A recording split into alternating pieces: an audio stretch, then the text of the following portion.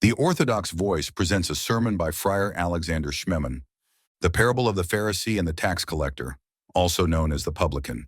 One of the unique and central features of the gospel is the short parables Jesus employs in his teachings and interactions with the people.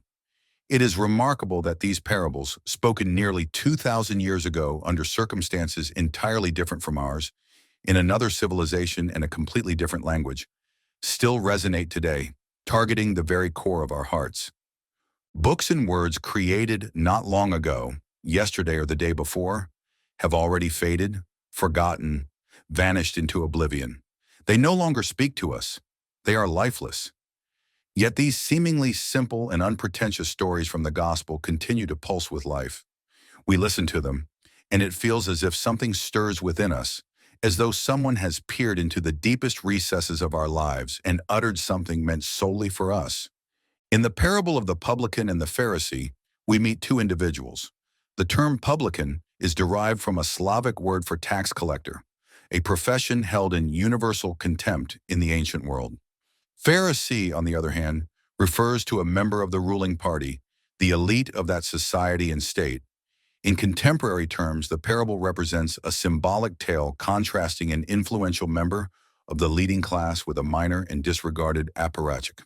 Jesus narrates, "Two men went up to the temple to pray, one a Pharisee and the other a tax collector. The Pharisee stood and prayed thus with himself, 'God, I thank you that I am not like other men, extortioners, unjust, adulterers, or even as this tax collector. I fast twice a week. I give tithes of all that I possess.' And the tax collector, standing afar off, would not so much as raise his eyes to heaven, but beat his breast, saying, 'God, be merciful to me, a sinner.' I tell you, this man went down to his house justified rather than the other. For everyone who exalts himself will be humbled, and he who humbles himself will be exalted."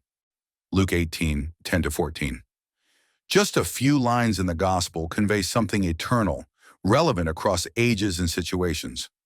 Let's apply this to our own era and to ourselves. Today it seems relentless self-exaltation and self-affirmation, or to use more ancient yet eternally valid language, pride, underpin our public, state, and even private lives. Listen to the rhythm of our age.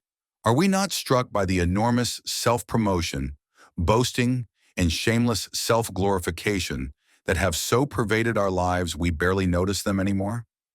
Criticism, reflection, reassessment, any display of humility, have they not become not just flaws or vices, but even public and state-level offenses? It seems patriotism is equated with shamelessly praising one's homeland while belittling others. Loyalty appears to demand proclaiming the infallibility of power. Being human is equated with trampling others to elevate oneself. If you analyze your life, the life of your society and its foundational structures, you must acknowledge this reality. Our world has become so ingrained with thunderous, coarse boasting that it no longer notices it. It has become its nature. As one of the greatest and most perceptive poets of our time, Pasternak aptly put it in his famous line, "Everything is drowning in Phariseeism." The gravest aspect is that Phariseeism is often perceived as a virtue. We have been so persistently deafened by glory, achievements, heights and flights, kept for so long in an atmosphere of illusory greatness, that this distorted view began to appear virtuous to us. It has given rise to a world image in entire generations' hearts, wherein power, pride, and shameless self-glorification are perceived as normal. It is time to be alarmed and recall the gospel's warning. Everyone who exalts himself will be humbled. Presently, those few who subtly, quietly speak of these truths are being dragged to courts or confined in psychiatric hospitals. They are denounced as traitors and heretics. They are against their country's greatness and strength, against its achievements. They doubt whether theirs is the best, strongest, freest, happiest nation, and so forth. And you are thanked for not being like these wretched outcasts. However, we must understand that this struggle, a debate currently championed by a small minority, is a struggle and debate concerning life's very spiritual sources. Pharisaic pride is not merely words. Inevitably, it festers into hatred against those refusing to acknowledge my greatness and perfection. precipitating persecution and terror, eventually leading to death. Christ's parable incisively addresses the toxic tumor of Pharisaic pride, the most dreadful ailment afflicting the modern world. This malignancy proliferates hatred, fear, and bloodshed worldwide for as long as it thrives. And indeed, such is the world today. Only by returning to the forgotten, despised, rejected power of humility can the world be purified. For humility is acknowledging and respecting others, courageously admitting our imperfections, repenting, and thus embarking on a path of correction.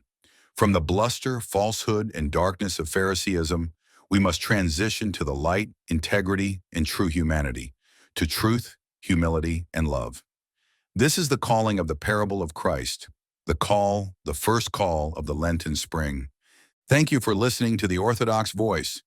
May God bless you and keep you. May the Lord make his face shine upon you and be gracious to you.